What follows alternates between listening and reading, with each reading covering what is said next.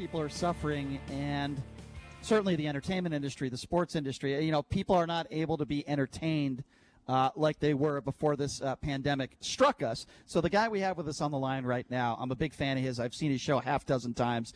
Great performer on the Strip. Of course, his show Magic Reinvented Nightly. There, of course, that show is temporarily suspended, as all the shows are. He won America's Got Talent, and there's a reason for that because he is super talented and puts on a great show if you've never seen it before.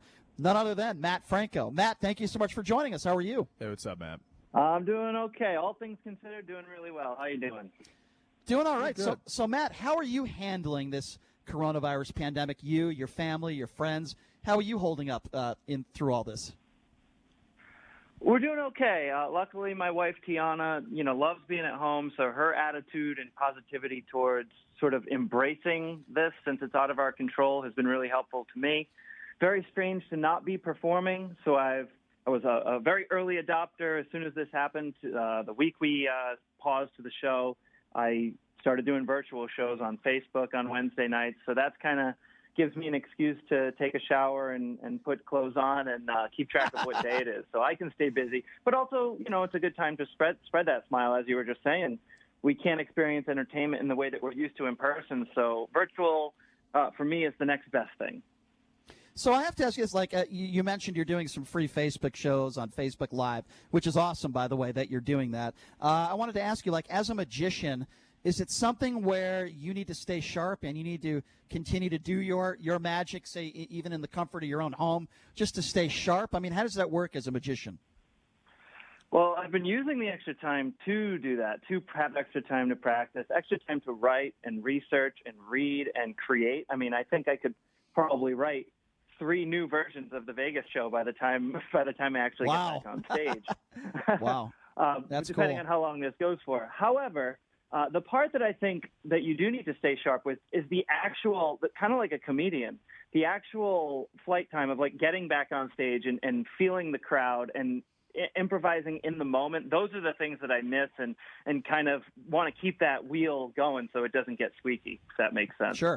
Sure, absolutely. So you're celebrating your 5th anniversary this summer doing these shows here on the Strip, and I know you recently announced that Caesars Entertainment extended your award-winning show for 5 more years. It is tough for people even to have a show on the Strip for a year. I talk to these great performers all the time.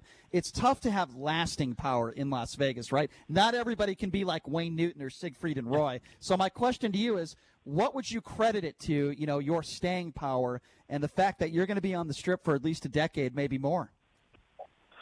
I certainly accredit that to those who have come to the show and continue to come to the show and support fans from not just all over the country, but anywhere in the world. You had mentioned America's Got Talent, and that's certainly forever grateful to that show for being the initial boost to put me on the map, and that is far-reaching, not just in America. So we have people come from all over the world to the show, and I'm just so thankful for their support and continuing to believe in the cause and believe what I'm trying to do is spread joy and spread some smiles. Yeah, with or without the pandemic, that's kind of always what I've wanted to do. Sure.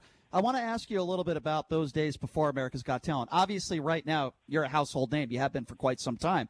But before that show, let's just be honest, not a lot of people throughout the country or the world knew who you were. So talk to me about the mind frame before you got on that show. What were you thinking? You're a younger guy. What were you thinking? And if somebody told you back then, before you first appeared on America's Got Talent, that you'd be a headliner on the Las Vegas Strip, what would you have said? I would have said, you're absolutely crazy. I said, no way, that's not something I'm going to be doing. When you say no one knew my name, I mean, really, even local magicians in my town of Rhode Island, in Rhode Island, where I grew up, didn't know who I was. But I was performing all the time, just on a really a much smaller scale. I was performing anywhere that would have me, whether it was private parties or libraries. Then, when I really went full time with it, once I finished school, I was performing on college campuses. So I was traveling nationally, kind of getting my name out there and making a living. And to me, that was the goal. I had made it back in my head, I had made it in 2010 when I had succeeded in doing magic full-time for a living. That was really all I wanted. So everything that's happened after that to me was a result of hard work, but not really the goal, but more of kind of the side effect of the hard work, which is it's a great side effect. I guess I shouldn't use that term, but yeah, it's far exceeded my expectations, and I'm thankful. So your show. Absolutely. So your show is at the link. Have you been given any information from the powers that be at the link, which I believe is owned by Caesars, if I'm not mistaken, about when things are going to possibly open back up? Like, do they keep you updated on that, considering your schedule? Everything is so fluid right now. I just read within the past 20 minutes that MGM has postponed all of their shows until at least July. I haven't heard concrete anything on what everybody else is going to be doing. And it seems like the goalpost keeps moving, right? Because no one really knows. So it's not fair to hold anyone to any particular date. What I'm doing is keeping my eye on sports, because that is the real big business of gathering people in stadiums in groups, right? So until we start seeing that happening, I'm not super hopeful that, I would be going before that. I think that's going to be kind of something to base it on. It'll be around the same time that we're able to do that we're able to get people in theaters. But that's just my guess. So who knows? Contrary to popular belief, I don't have a crystal ball. I wish I did. And Matt, to expand on that point that JD brought up, what do you think it looks like when you go back to the theater and you go back and actually have an opportunity to have that experience of seeing your show? Because there's been some discussions, obviously, of possibilities of maybe 25% in theaters or 50% in theaters. What is that going to be like, in your opinion, when you actually have the opportunity to go back? Because we really, to be honest with you, and this word's tossed out all the time, unprecedented. We just have never experienced something like this where, there eventually is going to be an opportunity for us to go back and see your shows and others like it. Yeah, look, my take on it is once it's safe to do, and whatever that means, that might mean we're allowed to, maybe it's every other row, maybe the audience is wearing masks, maybe I'm wearing a mask. I don't know. I'm not going to rule anything out. As soon as it's safe to do and people are demanding it, people are ready for it, then I'm ready for it to be there for them, as I always have been, right? That's what I'm worried. That's what I want to be there for. Chris, I think we're going to see a lot of individual packets of hand sanitizer in seats. I wouldn't doubt that at all. Yeah. So Matt, go ahead. Well, I was just going to say, go ahead, Matt. It might mean we can't do 2 shows a night, right? Because you have to sanitize the seats for a certain amount of time in between. Right. Whatever those adjustments are, I'm willing to look at and say, okay, how can we make it work, but it needs to be safe.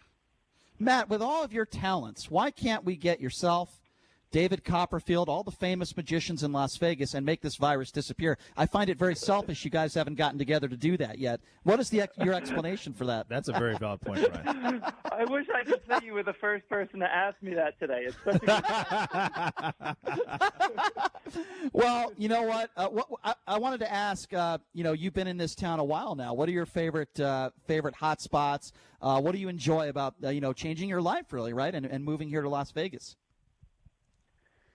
We've adjusted so well. I just pulled my brother out here, too, from Rhode Island. So he's moved out here just in December, so he's adjusting to it. My wife loves it. We're all from the East Coast originally, but the weather is just fantastic, especially when, we feel so spoiled now weather-wise compared to Rhode Island. But in terms of things to do, we've got the shows. Absinthe is always a favorite of mine to go and see. So whenever we have guests in town, we go see Absinthe over at the Caesars tent.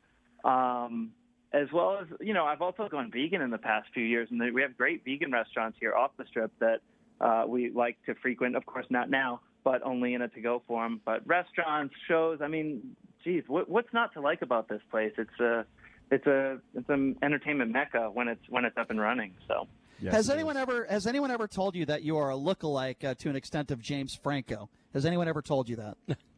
No. Do you believe that, or are you just going by the last name?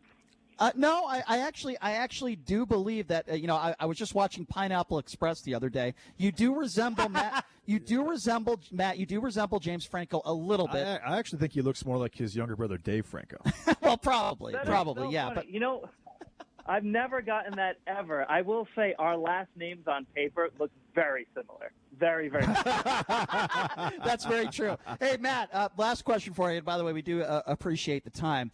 Can you give anybody any information on when your next free show will be on Facebook? Because I think it's a great service you're doing to everybody out there that can watch you perform. Because anyone, like I said, I've seen your show a half dozen times. You're incredible.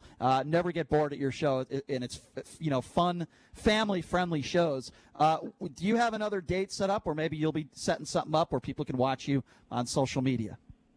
Absolutely. I can tell you now. So we have 6 episodes that we've done live already that are still archived up on my Facebook page, facebook.com/Mat Franco Magic. And the next live episode, number 7, will be, I don't know if we're live right now, but number 7 is on Wednesday, which to me right now is tomorrow, 5 o'clock Vegas time. Yep. So. Cool.